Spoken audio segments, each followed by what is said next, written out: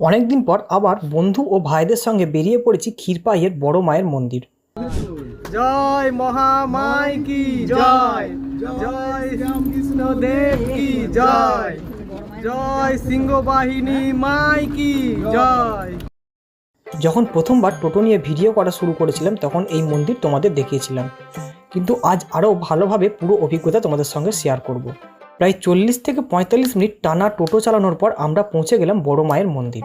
মন্দিরের সঠিক প্রতিষ্ঠা সাল নিয়ে ঐতিহাসিক তথ্য সীমিত হলেও স্থানীয়দের বিশ্বাস এই মন্দির বহু শতাব্দী পুরানো। অতীতে আছে একসময় ক্ষীরপাই অঞ্চলে মহামারী ও দুর্ভিক্ষ দেখা দেয়। তখন এক সাধক স্বপ্নদেশ পান যে দেবী বগলামুখীর একটি মন্দির প্রতিষ্ঠা করলে দুর্যোগ কেটে যাবে। সেই আদেশ অনুসারে বড় মায়ের মন্দির নির্মিত হয় এবং সময়ের সাথে এটি এক জনপ্রিয় পুজোস্থান হয়ে ওঠে।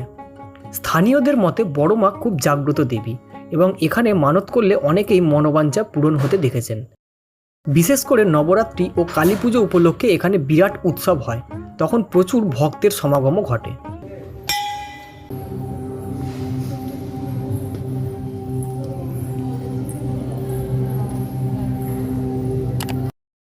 বড় মায়ের দর্শন করে আমরা পাশের এক সুন্দর জায়গায় গেলাম যেখানে আমাদের ভিডিও শুটিংয়ের পরিকল্পনা ছিল। এখানে চলছে ফটো শুটিং আর ওই ঝোপে চলছে মূত্র ত্যাগিং। সারা বিকেল আমরা এই মনোরম জায়গায় কাটালাম। এখানে রয়েছে এক ছোট্ট নদী যার পাড়ে দাঁড়িয়ে প্রকৃতির সৌন্দর্য উপভোগ করা যায়। আশেপাশে অনেক মানুষও জড়ো হয়েছিল কারণ জায়গাটা সত্যি শান্ত ও সুন্দর। আমাদের এক দাদা ড্রোন ক্যামেরা নিয়ে এসেছিল এবং অসাধারণ কিছু ড্রোন শট নিল। আমি নিজেও পাশ থেকে কিছু ভিডিও ক্যাপচার করলাম।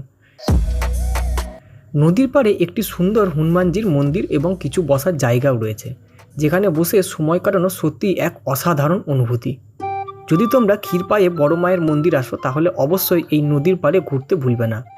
বড় মায়ের মন্দির থেকে সোজা একটি মাঠের দিকে রাস্তা গেছে, সেই রাস্তা ধরে এগোলেই এই নদী ও সুন্দর পরিবেশ পেয়ে যাবে। ভিডিও কেমন লাগলো কমেন্টে জানিও। এরকম সুন্দর জায়গার খোঁজ পেতে আমাকে ফলো করতে ভুলবে না।